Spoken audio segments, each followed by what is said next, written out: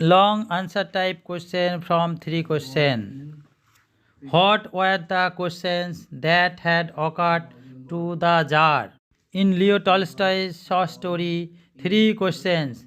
The first question that the Tsar wanted to know was about the right time when he should do any war.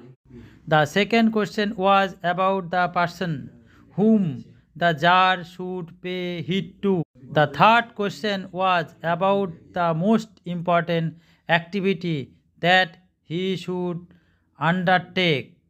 Why did he need correct answer to those questions?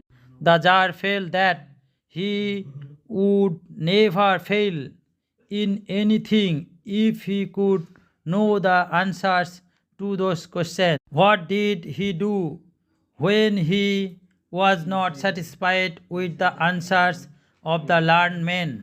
Being dissatisfied with the answers given by the learned men, the Tsar decided to meet and consult with a hermit who was famous for his wisdom.